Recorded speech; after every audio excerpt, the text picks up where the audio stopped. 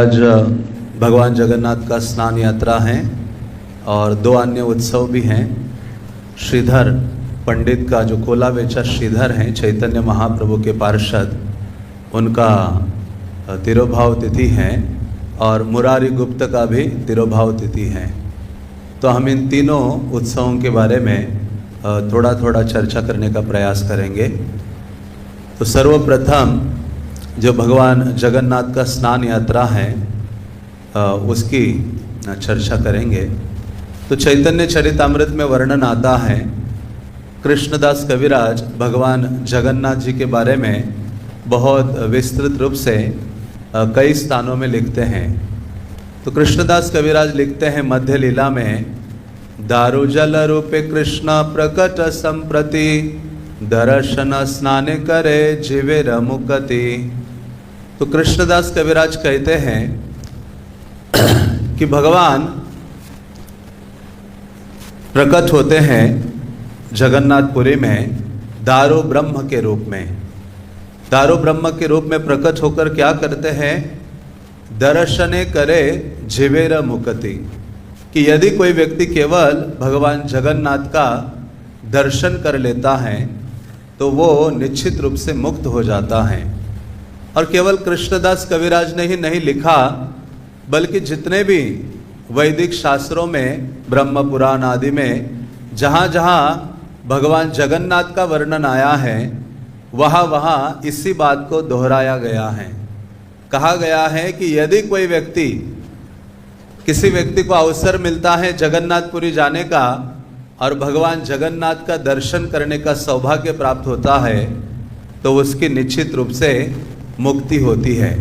इसलिए श्रील प्रभुपाद जी दोहराया करते थे, रथे तु वामनम दृष्ट्वा पुनर्जन्म न विद्यते। यदि कोई व्यक्ति भगवान जगन्नाथ को रथ के ऊपर विराजमान हुआ देखता है तो वो निश्चित रूप से मुक्त हो जाता है, क्योंकि भगवान जगन्नाथ के जो विग्रह है वो स्वयं भगवान के द्वारा ही प्रकटित है और भगवान के द्वारा ही निर्मित है। ऐसे नहीं है कि किसी अन्य के द्वारा भगवान जगन्नाथ के जो विग्रह हैं वो बनाए गए थे, बल्कि स्कंद पुराण कहता है, प्रतिमाम तत्र ताम दृष्ट्वा स्वयं देवेन निर्मिताम, कि जगन्नाथ जी का जो आप दर्शन करते हो जगन्नाथपुरी में, जब उनका प्राकट्य हुआ था तो वो भगवान जगन्नाथ ने ही, भगवान ने स्वयं ही आपने विग्रह का निर्माण किया था राजा इंद्रद्युम्न की प्रीति के लिए। इसलिए कहते हैं, प्रतिमाम तत्र ताम दृष्ट्वा स्वयं देवेन निर्मिताम अनायासेन वैयांति भवनम में ततो नरा। भगवान कहते हैं बहुत सरलता से, बिना किसी प्रयास से व्यक्ति भगवत धाम को प्राप्त कर लेता है यदि व्यक्ति भगवान जगन्नाथ का दर्शन कर लेता है। इसी कारण से कहते हैं, यदि कोई व्यक्ति जगन्नाथपुरी धाम जाता है तो उसको दो कार्य करना बहुत प्रमुख है। यदि वो दो कार्य करता है तो निश्चित रूप से भगवत धाम प्राप्ति उसके जीवन में संभव है। एक तो है कि जगन्नाथपुरी में जाकर व्यक्ति को भगवान जगन्नाथ का जो दर्शन है बारंबार करना चाहिए, और दूसरा है उनका जो प्रसाद है उसको आकंठ तक, कंठ भरकर यहाँ तक भगवान जगन्नाथ के जो प्रसाद है उसको ग्रहण करना चाहिए। क्योंकि भगवान जगन्नाथ प्रकट हुए हैं महाराज इंद्रद्युम्न के निवेदन से। क्योंकि आज जगन्नाथपुरी में स्नान यात्रा मनाते हैं या जगन्नाथ का स्नान यात्रा उत्सव है। तो स्नान यात्रा उत्सव का अर्थ क्या है कि आज के दिन भगवान जगन्नाथ का प्राकट्य हुआ था। कृष्ण के दो प्राकट्य हैं, एक है जन्माष्टमी और दूसरा है ज्येष्ठ पूर्णिमा। आज के दिन भगवान कृष्ण या जगन्नाथ जी जगन्नाथपुरी में प्रकट होते हैं अपने विग्रह रूप में। क्योंकि जगन्नाथपुरी धाम ये कलियुगा के जीवों के लिए धाम है, और कलियुगा के जो आराध्य विग्रह हैं, जिस प्रकार से हर युग के लिए मंत्र होता है उसी प्रकार से हर युग के लिए धाम है, हर युग के लिए भगवान का विग्रह है। तो कलियुगा के विग्रह भगवान जगन्नाथ है, कलियुगा का धाम जगन्नाथपुरी है, और कलियुगा का मंत्र क्या है? हरे कृष्णा कृष्णा कृष्णा हरे हरे, हरे राम राम राम हरे हरे। तो इसी कारण से आज भगवान जगन्नाथ का प्राकट्य हुआ है, वो केवल एक भक्त के कारण। और वो कौन थे? महाराज इंद्रद्युम्न, जिनके बारे में हम बारंबार इन्हीं कथाओं को सुनते हैं। लेकिन इंद्रद्युम्न के जीवन से दो चीजों को हमें दो शिक्षाओं को ग्रहण करना चाहिए। एक है, महाराज इंद्रद्युम्न के हृदय में भगवान को देखने की लालसा, इतनी अधिक लालसा, जब वो महाराज इंद्रद्युम्न ने केवल भगवान के बारे में श्रवण किया, एक साधु के द्वारा जो सारे भारत के तीर्थों का भ्रमण करते करते अवंतीपुरी, जो आज उज्जैन है, वहां पहुंचे थे। और उनके द्वारा जब उन्होंने भगवान के सौंदर्य माधुर्य आदि का, उनके धाम की महिमा का श्रवण किया, तो महाराज इंद्रद्युम्न ने कहा, मैं कहां अपना जीवन व्यतीत कर रहा हूं, व्यर्थ गवा रहा हूं। मैं अपने इन चर्म चक्षुओं के द्वारा परम भगवान को देखना चाहता हूं। क्या इस पृथ्वी में ऐसे परम भगवान विराजमान है किसी स्थल पर? तब वो साधु उनको बताते हैं कि परम भगवान विराजमान है अपने नीलाचल धाम में, और नील माधव के रूप में वहां उपस्थित है। तो ये राजा इंद्रद्युम्न की इतनी लालसा थी भगवान को देखने के लिए कि उनको भगवान को देखने के लिए उन्होंने सर्वस्व का त्याग कर दिया, अपने राज्य को छोड़ा और निकल पड़े जगन्नाथपुरी की ओर। उस लीला को आप सब सुने हैं। तो जब महाराज इंद्रद्युम्न पहुंचते हैं जगन्नाथपुरी, उस नीलाचल धाम में, तब जब वहां पहुंचते हैं तो महानदी के तट पर ही जगन्नाथपुरी ओडिशा का राजा उनसे मिलने आता है, और वो कहता है कि एक अशुभ समाचार है कि आप जिन परम भगवान नील माधव का दर्शन करने के लिए आए हो, वो नील माधव अप्रकट हुए हैं, लेकिन मैंने सुना है कि आपके लिए परम भगवान एक विशेष रूप में प्रकट होने वाले हैं। तब जब नारद मुनि के साथ इंद्रद्युम्न महाराज भुवनेश्वर पहुंचते हैं, वहां लिंगराज महादेव शिव जी का दर्शन करते हैं। उसके पश्चात जब जगन्नाथपुरी में प्रवेश करते हैं, जो नीलाचल धाम है, क्योंकि भुवनेश्वर क्या है? Gateway of Jagannathpuri. जगन्नाथपुरी में प्रवेश करना है किसी व्यक्ति को, तो उसको सर्वप्रथम भुवनेश्वर में उतरना चाहिए। भक्ति सिद्धांत सरस्वती कहते हैं कि जो लिंगराज महादेव है, शिवजी भुवनेश्वर में उपस्थित है, वो गेट है जगन्नाथपुरी का, और गेट में बैठे हैं कौन? शिवजी हैं, जो उस धाम की रक्षा करने के लिए। और वहां निश्चित रूप से शिवजी को प्रणाम करके ही व्यक्ति को जगन्नाथपुरी में प्रवेश करना चाहिए। कभी कभी भक्ति सिद्धांत सरस्वती महाराज जब जगन्नाथपुरी जाते थे तो और उनको भुवनेश्वर में नहीं उतर पाते थे, तो रेलवे स्टेशन से प्लेटफॉर्म पर उतर जाते थे और वहीं प्रणाम कर लेते थे शिव जी को, और फिर धाम में प्रवेश करते थे। तो कहते हैं कि इस प्रकार से महाराज इंद्रद्युम्न भी जब प्रवेश किए जगन्नाथपुरी नीलाचल में, तो बहुत लालायित थे, और वहां प्रवेश करके देखा कि जिनके दर्शन के लिए वो पहुंचे हैं, नील माधव जो चतुर्भुज रूप में खड़े थे, ऐसे भगवान तो अप्रकट हो गए हैं। तब वो क्रंदन करने लगे और रोने लगे, और बिल्कुल खान पान उन्होंने छोड़ दिया, और उन्होंने कहा, मैं इतने दूर से आया हूं, मैं अपने प्राणों को त्याग दूंगा। तो उस समय नारद मुनि कहते हैं कि प्राणों को त्यागने की आवश्यकता नहीं है, आप क्या करिए, यहां 99 यज्ञ संपादन कीजिए। तब अश्वमेध यज्ञ करते हैं महाराज इंद्रद्युम्न, और जिस स्थान में अश्वमेध यज्ञ करते हैं उस स्थान को महावेदी कहा जाता है। और उस महावेदी में वो सारे यज्ञ करते हैं जिसमें इंद्र आदि सारे देवतागण उपस्थित होते हैं। और जब अंत में भगवान स्वप्न आदेश देते हैं कि मैं प्रकट होने वाला हूं एक बड़े से काष्ठ के रूप में, लकड़ी के रूप में प्रकट होने वाला हूं, और उस काष्ठ को लेकर, उस बड़े लकड़ी को लेकर आप इस स्थान में आओ जहां तुम यज्ञ कर रहे हो। तब जब महाराज इंद्रद्युम्न को ये स्वप्न आदेश हुआ, तो वो समंदर के तट पर जाकर देखते हैं कि बड़े बड़े काष्ठ पड़े हैं 3। वो काष्ठ को लेकर आते हैं जिनपे शंख चक्र गदा पद्म के चिन्ह थे। हाँ, सुवर्ण रथ पर विराजित करके उनको जब लेकर आते हैं जहां वो यज्ञ कर रहे थे, और लाकर भगवान ने कहा था उन काष्ठ के द्वारा मेरे विग्रह का निर्माण करो। तो महाराज इंद्रद्युम्न ने वो बड़े बड़े काष्ठ को, लकड़ियों को लाते हैं और उनके विग्रह का निर्माण करने के लिए कई सारे बढ़इयों को आमंत्रित करते हैं कि आइए और इनका इससे विग्रह बनाइए भगवान के। तो हर कोई प्रयास करता है लेकिन वो सफल नहीं होता। तो शास्त्र में दो चीजें आती हैं। एक जगह वर्णन आता है कि विश्वकर्मा आते हैं, लेकिन अधिकतर स्थानों में वर्णन आता है कि स्वयं भगवान कृष्ण ही एक बढ़ई के रूप में प्रकट होते हैं और क्या करते हैं, वो उस काष्ठ के द्वारा विग्रह का निर्माण करना शुरू करते हैं। और जैसे ही विग्रह का निर्माण करना शुरू करते हैं, वो कहते हैं कि जब मैं विग्रह का निर्माण करूंगा तो 15 दिन के लिए वो जो स्थान है वो बंद होना चाहिए और बाहर निरंतर कीर्तन आदि करते रहिए। जो भी व्यक्ति इस निर्माण के समय में हाथोड़ी छन्नी आदि की आवाज सुनेगा, वो मृत्यु को प्राप्त हो जाएगा, या वो बहरा हो जाएगा, या देखने का प्रयास करेगा तो वो अंधा हो जाएगा, गूंगा हो जाएगा। तो राजा इंद्रद्युम्न आदि सभी जोर शोर से कीर्तन करते हैं। तो 15 दिन होते हैं लगभग, तो कोई आवाज अंदर से नहीं आ रही थी।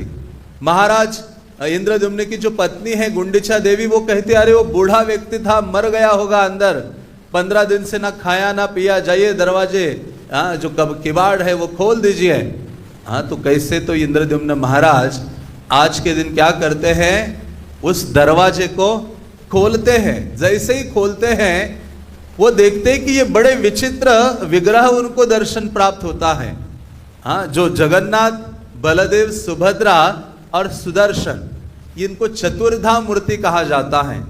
तो राजा इंद्रद्युम्न ने जब आज के दिन ये दरवाजा खोला और देखा कि ये कैसे विग्रह, ये कैसे भगवान हैं, जिनके ना ठीक से हाथ है, ना ठीक से पांव है, ना जिनको आंखें हैं, ना कान है, ना मुख है ठीक से। तो ऐसे इतने आश्चर्यचकित हो गए और बहुत दुखी हो गए। उन्होंने कहा मैं बहुत बड़ा अपराधी हूं, भगवान के विग्रह पूर्ण होने के पूर्व ही मैंने दरवाजे खोले हैं और भगवान के विग्रह पूर्ण नहीं हो पाए, मैं बहुत बड़ा मैंने अपराध किया है। फिर से उन्होंने उपवास शुरू कर दिया, सारे वस्त्रों राजवेश का त्याग कर दिया, रोना शुरू कर दिया, क्रंदन करना भगवान के विरह में। तो ये सब हो रहा था। तो उसी समय नारद मुनि ने कहा कि हे महाराज इंद्रद्युम्न, देखो ये जो भगवान के विग्रह है ना, ये विशेष विग्रह है, सर्वाधिक दया का प्रदर्शन करने वाले ये विग्रह हैं। ये द्वारका में ये रूप भगवान ने प्रकट किया था रुक्मिणी के महल में, और जिनका साक्षी केवल मैं अकेला हूं, जिनका दर्शन केवल मैंने किया था। मेरे पूर्व इस रूप का दर्शन किसी अन्य ने नहीं किया है। तो नारद मुनि उनको वो कथा सुनाते हैं, जो कथा घटित हुई थी द्वारका में रुक्मिणी के महल में। क्योंकि सारी रानियां, द्वारका की रानियां भगवान की इतनी सेवा करती है, इतनी सेवा करती है, लेकिन एक रानी ने कभी भगवान के मुख में अपना नाम रात्रि के समय में शयन करते हुए सुना नहीं था। क्योंकि भगवान द्वारका में जब भी सोते थे रात भर रोते रहते थे और उनकी आंखों से इतनी अश्रुधारा बहती थी कि जो तकिया है पूरी गीली हो जाते थे। और भगवान क्रंदन करते थे, कभी गोपियों का नाम उच्चारण करते थे, कभी कहते थे माता यशोदा मुझे भूख लगी है, मुझे मक्खन दो, मिश्री दो। कभी नंद महाराज को पुकारते थे, अपने सखाओं को पुकारते थे, और कभी कभी शयन करते हुए रुक्मिणी की वेणी खींचते थे और राधा रानी और सखियों का नाम उच्चारण करते थे। तो इन सबको लगा कि ये कौन है, ये लोग जिनका उच्चारण दिन रात भर करते हैं। तो इनको पता चला कि ये वृंदावन वासी हैं। तो इनको लगा कि कृष्ण द्वारका में है, लेकिन उनका हृदय कहाँ है, वृंदावन में है। इसी कारण से तो उद्धव का हाथ पकड़कर कृष्ण ने कहा था, उद्धव मोहे ब्रज विसरत नाय। ब्रजवासियों का प्रेम इतना अन्यतम है कि कृष्ण उसको जहां मर्जी चले जाए, कृष्ण भूल नहीं सकते। भगवान को बांध दिया है ब्रजवासियों ने अपने प्रेम के बंधन में, इसलिए द्वारका का ऐश्वर्य भी उनको आकर्षित नहीं कर पाता, ना बांध पाता है। इसलिए वृंदावन दास ठाकुर कहते हैं प्रेमे तार भजी कि प्रेमे कृष्ण वश है, प्रेम के द्वारा ही कृष्ण वशीभूत होते हैं। इसलिए प्रेम के द्वारा ही भगवान कृष्ण की आराधना करनी चाहिए। तो जब ये सब बहुत चिंतित थे रानियां, ऐसा क्यों है। एक दिन तो कृष्ण जब निकल पड़े थे सुधर्मा सभा में, रथ में बैठ रहे थे, मानो ऑफिस जा रहे थे, तो रुक्मिणी ने कहा नहीं नहीं नहीं, आज आपको बताना पड़ेगा, ये रात भर क्या नाम लेते रहते हो आप, कौन है वो राधा रानी, कौन है ललिता विशाखा, कौन है ब्रजवासी। तो कृष्ण ने कहा नहीं नहीं अभी टाइम हो गया है।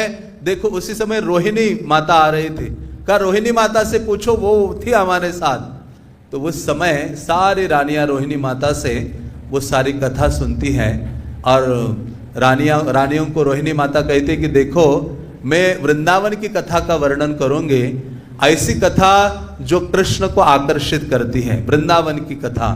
इसलिए इस महल में मैं इस हॉल में कथा करूंगी, लेकिन दरवाजे में किसी को खड़ा होना होगा। तो उस समय कोई रानी खड़ी होने के लिए तैयार नहीं थी। तो उसी समय ये जो सुभद्रा है वो वहां गुजर रहे थे। रानियों ने कहे सुभद्रा, हे सुभद्रा इधर आओ, इधर आओ, देखो तुम्हें हम बहुत अच्छे अच्छे वस्त्र देंगे, खाने के लिए, थोड़ी छोटी थी, अच्छा अच्छी चीजें देंगे, तो आप दरवाजे में खड़ी हो जाओ, और जब ये कृष्ण बलराम आएंगे तुरंत हमें आवाज लगाओ, हाँ तो हम अपनी कथा बंद कर देंगे।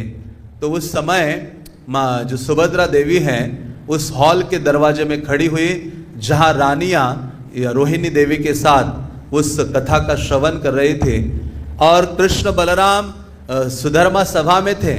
लेकिन भगवान ने जब तुरंत पता चला कि मेरी वृंदावन कथा का वर्णन हो रहा है, कृष्ण का हृदय आकर्षित होने लगा। कृष्ण ने अपने सुधर्मा सभा के सारे कार्यों को त्यागा, बलराम के समय दौड़ने लगे।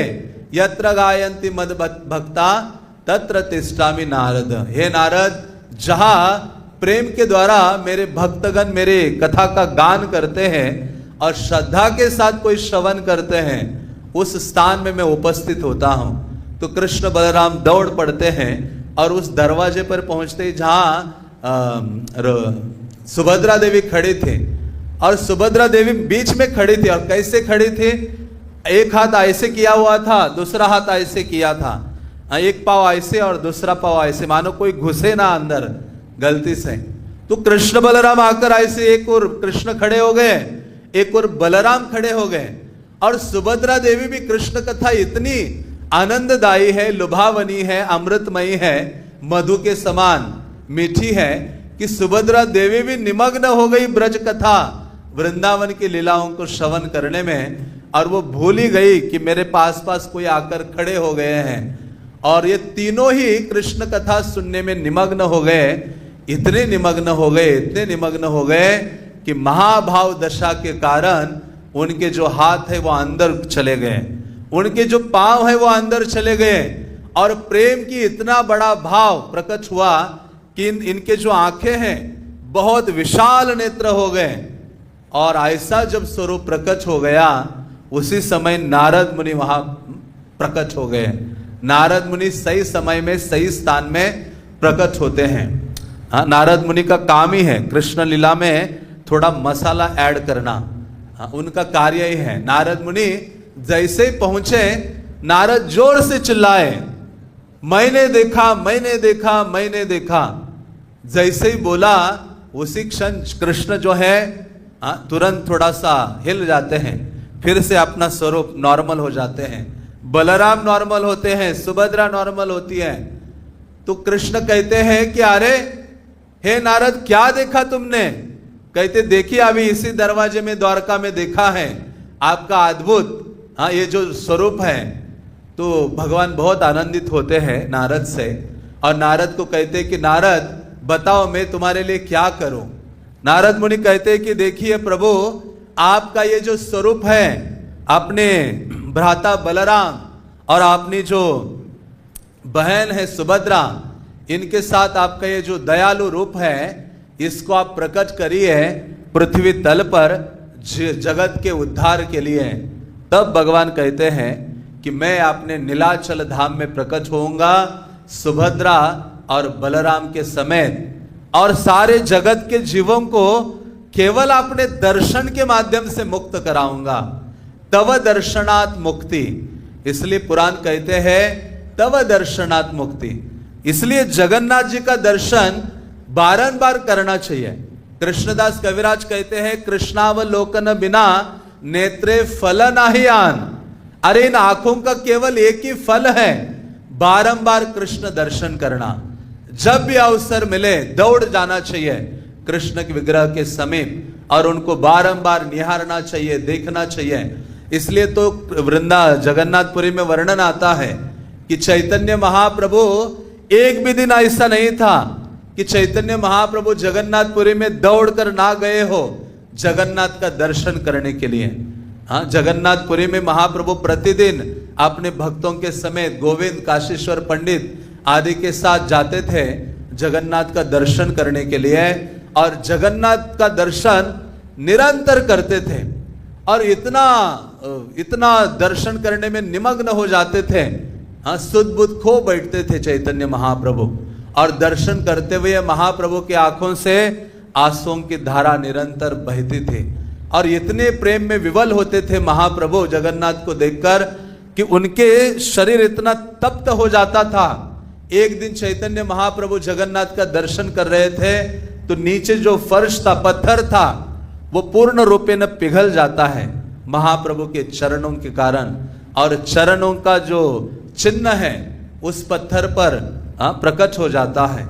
और बाद में वैष्णवगण वो जगन्नाथ मंदिर के उस पत्थर को नीचे से निकाल ही लेते हैं, और निकाल कर क्या करते हैं, वहां एक छोटा सा देवालय बनाते हैं और जिसमें चैतन्य चरणों की आराधना करते हैं। तो चैतन्य महाप्रभु आपने आचरण से सिखाते हैं कि प्रतिदिन भगवान जगन्नाथ का दर्शन करना कितना अनिवार्य है। इसलिए कहा गया है जंतुनाम दर्शनात् मुक्ति यो ददाति कृपा निधि, कि जीवों को मुक्त करते हैं ऐसे भगवान जगन्नाथ। तो आज के दिन भगवान जगन्नाथ का प्राकट्य हुआ था। तो नारद मुनि ने ये जो कथा है इंद्रद्युम्न को सुनाई। राजा इंद्रद्युम्न नाचने लगे कि कितना बड़ा सौभाग्य है कि मेरे लिए आज प्रकट हुए हैं भगवान जगन्नाथ। और वो तुरंत भगवान के सामने जाते हैं। भगवान कहते हैं कि हे ना इंद्रद्युम्न, देखो मैं इस प्रकार से प्रकट हुआ हूं, अभी मुझे रंग आदि नहीं है, मुझे अंग राग कराओ, रंग आदि दे दो। और आज का दिन जो मेरा जन्म दिवस है, ज्येष्ठ पूर्णिमा, आज के दिन मुझे महास्नान कराओ। साधारण स्नान नहीं, महास्नान। जो एक विशेष कुआं है जिसमें जल उसमें से निकालो और उसके 108 घड़ों जल से चंदन मिश्रित जल के द्वारा आज मुझे स्नान कराओ। तो ये आदेश आज के दिन ही प्रकट जब हुए थे, भगवान विग्रह रूप में प्रकट हुए थे जगन्नाथ जी, तो इंद्रद्युम्न महाराज को दिया था। और महाराज इंद्रद्युम्न ने आज के दिन भगवान जगन्नाथ को स्नान कराया था, महास्नान। और वही परंपरा कंटिन्यू होती है जगन्नाथपुरी में। आज के दिन स्नान यात्रा की शुरुआत होती है।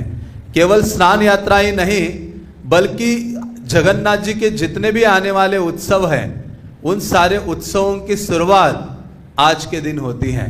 तो ये स्नान पूर्णिमा को देव स्नान पूर्णिमा भी कहा जाता है। क्योंकि भगवान आज के दिन जो उनका मंदिर है, श्री मंदिर है, जिसमें भगवान रत्न वेदी पर विराजित है, वो रत्न वेदी जिस अल्टर के ऊपर भगवान विराजमान है वो पूर्ण रूपेण शालिग्राम शिला से बना हुआ है।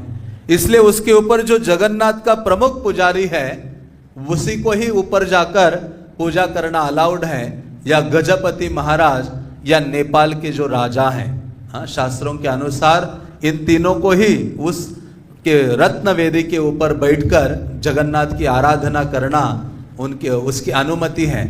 तो आज के दिन भगवान जगन्नाथ उस रत्न वेदी को छोड़ते हैं और मंदिर के अंदर ही एक स्थान है जिसको स्नान वेदी कहा जाता है। उस स्नान वेदी पर आकर विराजित होते हैं और उसको ऊपर भगवान को स्नान कराया जाता है। भगवान को अर्ली मॉर्निंग ब्रह्म मुहूर्त के पहले ही भगवान की पूजा अर्चना करके उनको बाहर लाने की विधि शुरू होती है।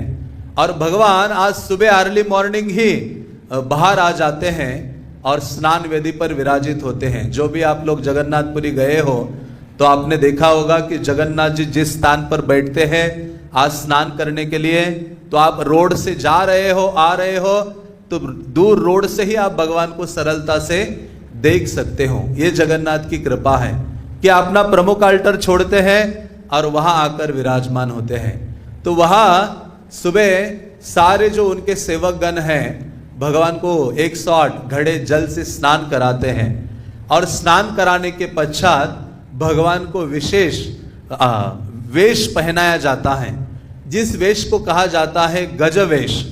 तो ये गजवेश एक भक्त के कारण भगवान को पहनाया गया था, क्योंकि कर्नाटक के पास कनियारी नामक एक गांव है जहां एक बहुत अच्छा ब्राह्मण निवास कर रहा था। और वो जो ब्राह्मण है निवास कर रहे थे और शास्त्रों का अध्ययन कर रहे थे। हाँ, इंद्रियों का निग्रह आदि उन्होंने किया था। ब्रह्म पुराण को विशेष रूप से पढ़ा और पढ़ते हुए उनको पता चला कि जो परम ब्रह्म है वो जगन्नाथपुरी में निवास करते हैं।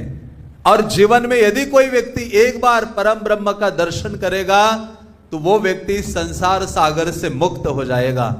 जैसे पढ़ा उसने उस वाक्य पर चलने का निश्चय किया कि मुझे भी मुक्त होना है इस भव सागर से, मुझे यहां से अपने घर से निकलना है। उन्होंने अपने घर का त्याग कर दिया और निकल पड़े कर्नाटक से जगन्नाथपुरी की ओर। और जगन्नाथपुरी की ओर निकल पड़े। रास्ते में जो भी भिक्षा याचना करते हुए जलपान करते हुए कभी खाने को मिला नहीं मिला, जगन्नाथपुरी पहुंचते हैं। और जगन्नाथपुरी पहुंचकर एक स्थान है, एक ब्रिज आता है जिसको कहते 18 नाला ब्रिज या पुल। तो वहां जब वो पहुंचे तो उन्होंने देखा कि जगन्नाथपुरी से कई लोग निकल रहे हैं बाहर और उन सबके हाथ में प्रसाद है, बड़े आनंदित हैं। तो इसने देखा अरे ये क्या है, कहते हैं उन्होंने कहा कहां से आ रहे हो? सबने कहा हम अभी परम ब्रह्म का दर्शन करके आ रहे हैं जगन्नाथ का। लेकिन देखा अरे जो ब्रह्म पुराण में तो लिखा था जो भी देखेगा वापस नहीं आएगा, वैकुंठा चला जाएगा। क्योंकि गीता में कहते यद्गत्वा न निवर्तन्ते तद्धाम परम मम। हाँ, एक बार मेरे धाम को जाएगा तो वो वापस नहीं आएगा, पुनर्जन्म न विद्यते। तो इन्होंने देखा कि ये पुराण में कोई गलती है शायद। फिर से एक कोने में गए, फिर से खोला, देखा, पढ़ा, ठीक से पढ़ता हूं, सारे श्लोक आदि पढ़े। उन्होंने कहा ये कुछ गलती नजर आ रही है, फिर ऐसा परब्रह्म यहां नहीं है, मैं इस पुरी में प्रवेश ही नहीं करूंगा। ऐसे परब्रह्म का दर्शन ही नहीं करना जिनका दर्शन करके यदि व्यक्ति मुक्त ना हो जाए। तो उन्होंने कहा अभी मुझे इस धाम में प्रवेश नहीं करना है। वृक्ष के नीचे बैठ गए तो भगवान जगन्नाथ को चिंता हो गई। हाँ, मेरे धाम के निकट आकर मेरा दर्शन ना करे तो भगवान को ज्यादा चिंता है। इतना कष्ट उठा के कोई व्यक्ति नजदीक आता है, भगवान स्वयं अपना मंदिर त्याग करके उसको दर्शन देने के लिए आते हैं बाहर। तो भगवान ब्राह्मण के रूप में आते हैं और वो कहते अरे अरे आप दर्शन करने के लिए जा रहे हो? कहते नहीं, ऐसे दर्शन से लाभ नहीं है, आप जाके तो देखो।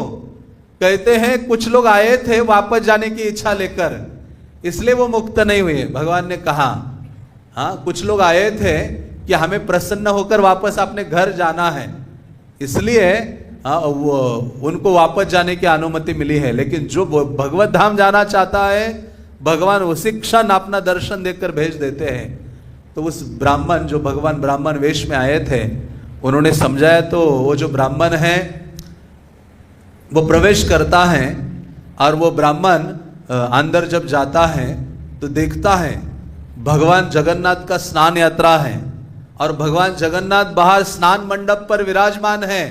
और वहां जैसे देखा आनंदित हो गए, लेकिन थोड़े दुखी हो गए। उन्होंने कहा मैंने ये भी पढ़ा था कि जो परम ब्रह्म है, हाँ परम ब्रह्म है, उनका जो स्वरूप है वो हाथी के जैसा है, गज की भांति है। हाँ, तो ये थोड़े गणेश जी के उपासक भी थे, तो उन्होंने कहा लेकिन ये परब्रह्म लग नहीं रहे हैं क्योंकि इनका मुख गज के समान नहीं है। तो कहते नहीं अभी मैं निकल रहा हूं यहां से। तो बड़ा दुखी होकर निकल रहे थे। तो भगवान क्या करते हैं, जैसे वो निकल रहे थे, भगवान के जो प्रमुख सेवक है वहां पुरी में, उनको मुदिरथ कहा जाता है। मानो राजा कोई सेवा नहीं कर पाया जो निर्धारित है राजा के लिए, तो वो मुदिरथ होते हैं। एक सेवक का नाम है या पद है वो मुदिरथ। तो राजा ने उनको आदेश दी, भगवान ने आदेश दिया और भगवान उसके माध्यम से बोलने लगे। जब उन्होंने समझाया उनको कि अरे अरे वापस चलो, देखो ये जो परब्रह्म है ये गजवेश धारण किए हुए है, तुमने ठीक से देखा नहीं है, चलो ठीक से देखो। तो वो वापस आता है वो ब्राह्मण, और वापस आकर स्नान मंडप में जो भगवान विराजमान थे जगन्नाथ, बलदेव, सुभद्रा, उनको जब वापस देखते हैं आकर वो ब्राह्मण, तो क्या देखते हैं, भगवान ने ऐसे गणपति की तरह सुंड धारण किया हुआ वेश बनाया है।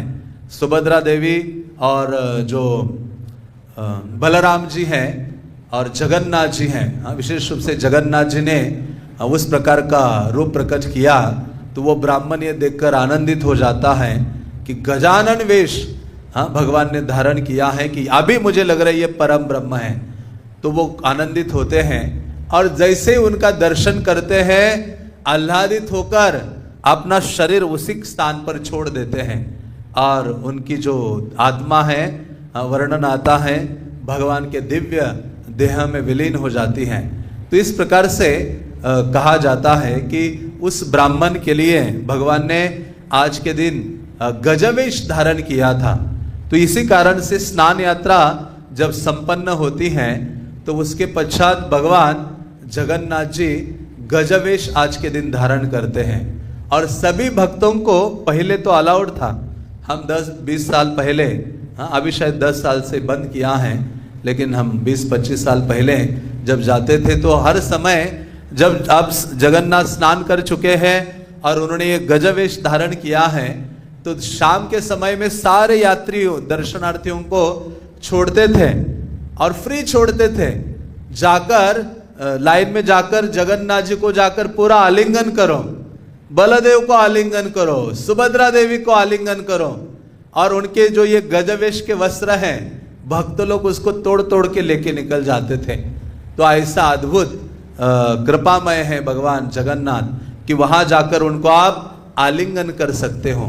इवन जब रथ यात्रा होती थी, जैसे रथ गुंडीचा मंदिर पहुंचते थे, तो शुरुआत के दिनों में वो भक्त लोगों को अलाउड था, कोई भी ऊपर चढ़ सकता था।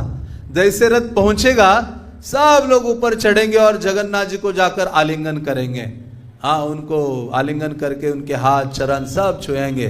तो इस प्रकार से ऐसे भगवान जो कहाँ उपलब्ध नहीं है, जो अपना आलिंगन देने के लिए तत्पर है। इसलिए आप देखो सारे जो भगवान के विग्रह हैं, किसी ने हाथ ऊपर किया है तो किसी ने हाथ ऐसे किया है, किसी ने हाथ ऐसे किए हुए हैं, लेकिन एक ही प्रभु हैं जिन्होंने हाथ कैसे किया है, ऐसे किए हैं। आओ आलिंगन करने के लिए खड़े हैं। जगन्नाथ जी कैसे हैं, आलिंगन में आपका आलिंगन करके आपको भगवत धाम ले जाने के लिए तत्पर हूं। लेकिन हम सब दुर्भाग्यशाली हैं कि हमने इंद्रिय तृप्ति का आलिंगन कर बैठे हैं, इसलिए हमारे पास हमारे हाथ आगे नहीं हो रहे हैं जगन्नाथ का आलिंगन करने के लिए।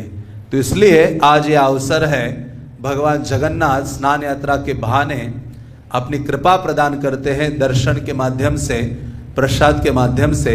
तो जब भगवान जगन्नाथ का स्नान होता है, बल्कि जगन्नाथ मंदिर के अंदर जो सबसे ऊंचा स्थान है ना, वो स्नान मंडप है। और वो स्नान मंडप में जगन्नाथ जी इसलिए जाते हैं, वो बहाना बनाते हैं स्नान करने का, क्योंकि बहुत गर्मी, अभी इतना बड़ा देवालय इंद्रद्युम्न ने बनाया, कहा कि अरे बहुत गर्मी है, चलो स्नान भी हो जाए और मेरा जन्मदिन भी मनाया जाए। तो स्नान करने के बहाने वहां खड़े होते हैं, लेकिन उनका पूरा ध्यान कहाँ होता है, गुंडीचा मंदिर की ओर। कहाँ होता है, गुंडीचा मंदिर। आप देखेंगे जगन्नाथपुरी में जहां ये श्री मंदिर है, जहां मूल मंदिर है जगन्नाथ का, उसको द्वारका कहा जाता है, और जो गुंडीचा मंदिर है उसको सुंदराचल कहा जाता है। वो वृंदावन से अभिन्न है, वहां लता पता वृक्ष आदि है। तो यहां क्योंकि द्वारका में उनको अच्छा नहीं लगता, तो बारंबार उनको उस तरफ देखते हैं। किस तरफ देखते हैं? वृंदावन की ओर देखते हैं। तो वो जो ऊंचा स्थान है, वहां जगन्नाथ जी ऐसे खड़े हो जाते हैं और अपने पांव के जो उंगलियां हैं उसको थोड़ा ऊपर करके ऐसे देखते, कोई मुझे वहां सखीज गोपीज या राधा रानी या ब्रजवासी तो दिखाई नहीं दे रहे ना, तो ऐसा वो बहाना बनाते हैं वहां। और बहाना क्या बनाते हैं? अरे अभी मुझे दिखाई नहीं दिया, अभी बीमार हो जाता हूं। हाँ, तो भगवान आज के दिन स्नान करते हैं और शाम के समय जब वापस मंदिर में निकलते हैं तो पुजारियों को कहते हैं अभी बहुत बुखार आ रहा है। पुजारीगण कहते फिर आपको रत्नवेदी पर नहीं रखेंगे, अभी आपको आराम करना पड़ेगा, मेडिसिन लेनी होगी, वैद्य के सलाह में आपको रहना पड़ेगा। तो भगवान आज स्नान करके शाम को बहुत बुखार उनको आता है, और फिर आने वाले जो 15 दिन हैं भगवान जगन्नाथ बीमार हो जाते हैं, जिसको अनवसर काल भी कहा जाता है। तो भगवान जगन्नाथ ये जो 15 दिन हैं, जो लोग मंदिर में गए हैं जगन्नाथ मंदिर में, वो याद कर सकते हैं। रत्नवेदी पर भगवान नहीं रहते हैं। रत्नवेदी से बाहर का जो स्थान है, जहां से हम खड़े होकर जगन्नाथ को देखते हैं, वहां अनसर पिंडी, एक छोटा सा कमरा बनाया जाता है जिसमें भगवान को रखा जाता है, और वहां उनको कुछ ये खाने पीने के लिए नहीं दिया जाता। बाकी जो 56 भोग हैं, कंदमूल फल फूल आदि ये सब खिलाया जाता है, और भगवान का वहां ध्यान रखा जाता है। तो भगवान 15 दिन वहां ही रहते हैं। बल्कि 15 दिन भगवान इसलिए वहां रहते हैं, ये तो बाह्य कारण हो गया कि बुखार आ गया और भगवान को वहां रखा है, लेकिन भगवान अभी इस कारागृह से निकलना चाहते हैं द्वारका के, और कहा जाना चाहते हैं? वृंदावन, गुंडीचा मंदिर जाना चाहते, जो वृंदावन से अभिन्न है। तो जो लक्ष्मी देवी, क्योंकि जो जगन्नाथ मंदिर है वो श्री मंदिर है, श्री मंदिर मतलब लक्ष्मी देवी की वहां प्राधान्यता है। जगन्नाथ जी हो या छू नहीं कर सकते, वहां सब कुछ को किसके कंट्रोल में है? वहां लक्ष्मी देवी के कंट्रोल में है। तो वो लक्ष्मी देवी को ज्यादा टाइम नहीं देते, सदैव मंदिर के अंदर अपने भाई और बहन के साथ बैठे रहते हैं, और लक्ष्मी देवी का मंदिर बाहर है। तो 15 दिन लक्ष्मी देवी को अपने साथ लेकर बैठते हैं, और लक्ष्मी देवी को साथ लेकर बैठते हैं। इसलिए कृष्णदास कविराज लिखते हैं, पंचदश दिन ईश्वर महालक्ष्मी लैया, तार संगे क्रीड़ा कैला निभृते बसिया, कि उसको लेकर 15 दिन वो एकांत में क्रीड़ा करते, टाइम देते हैं, और लक्ष्मी देवी को खुश करते 15 दिन।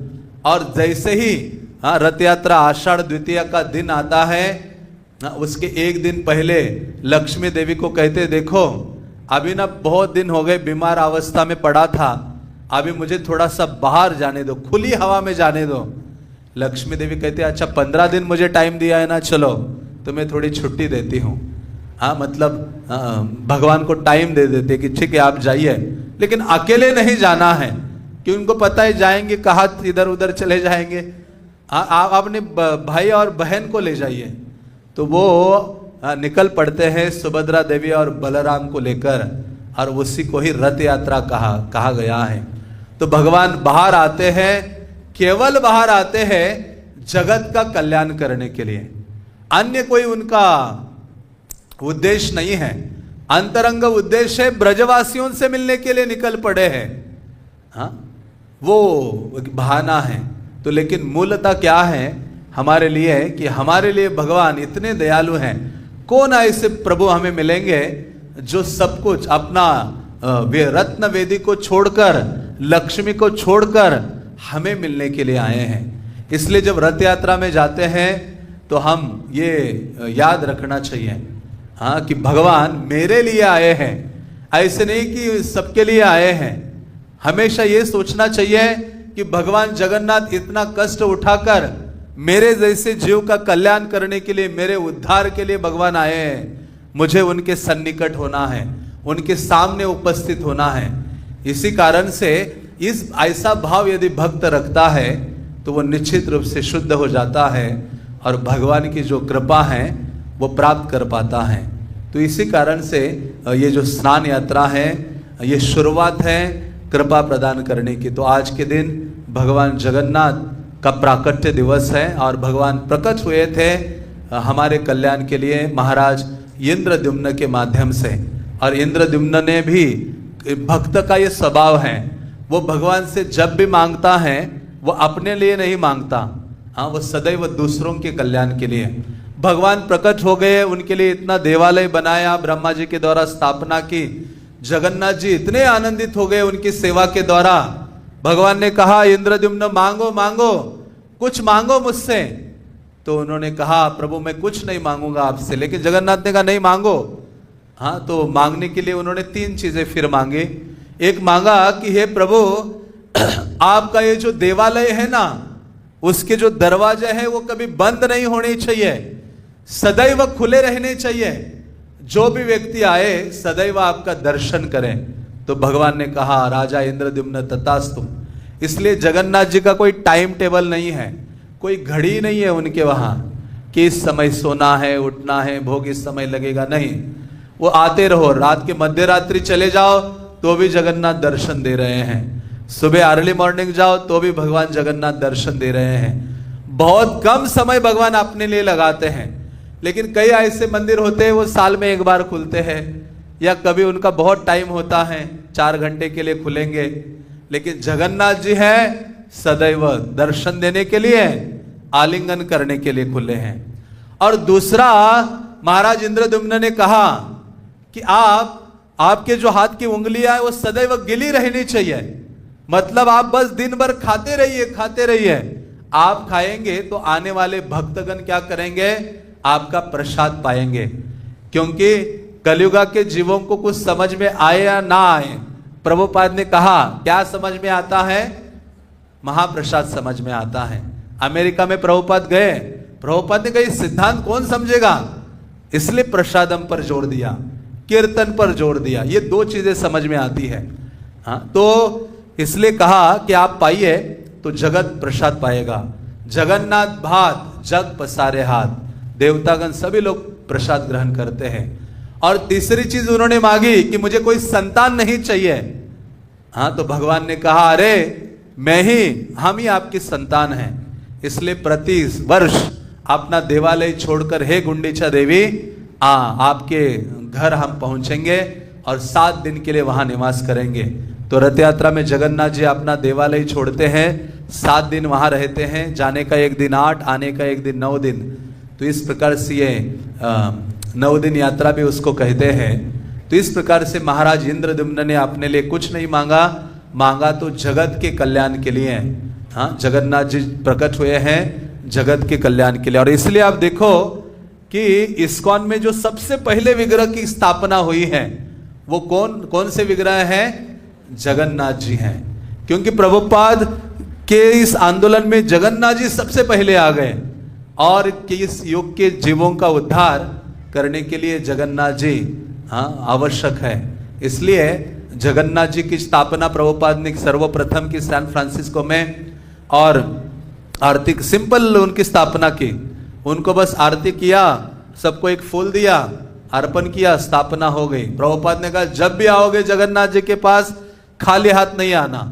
आजकल हम भी जाते हैं जगन्नाथ के पास, खाली हाथ नहीं जाते। अपने साथ क्या ले जाते हैं, हाथ में मोबाइल ले जाते हैं। लेकिन प्रभुपाद ने कहा खाली हाथ नहीं आना, जगन्नाथ जी के लिए कुछ ना कुछ लेके आना, फूल ले आना, फ्रूट लेके आना। हाँ, ददाति प्रतिगृह्णाति, जगन्नाथ जी को जब आप कुछ छोटा ऑफर करोगे जगन्नाथ आपके साथ आदान प्रदान करते हैं। उनके भक्त ने पूछा प्रभुपाद कितनी बार उनको आरती घुमानी है।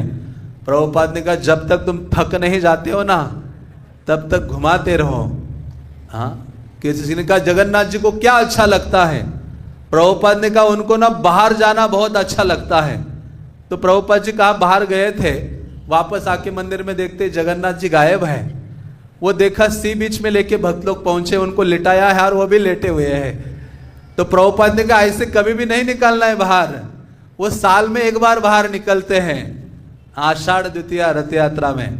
तो इस प्रकार से जगन्नाथ जी बहुत बहुत दयालु कृपालु विग्रह है, कलियुगा के विग्रह हैं। छोटे बच्चों से लेकर हर कोई उनकी सरलता से सेवा कर सकता है। इसलिए आप देखो इस्कॉन में दो विग्रह सब प्रिय हैं, जगन्नाथ जी और नरसिम्हदेव।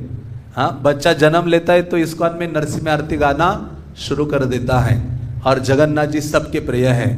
तो आज जगन्नाथ जी प्रकट हुए थे हम सबके उद्धार के लिए, तो जगन्नाथ जी से प्रार्थना करनी चाहिए, और जगन्नाथ के आने वाले इन उत्सवों में हमें उत्साह से भाग लेना चाहिए। जगन्नाथ जी की लीला कथा आने वाले दिनों में श्रवण करनी चाहिए।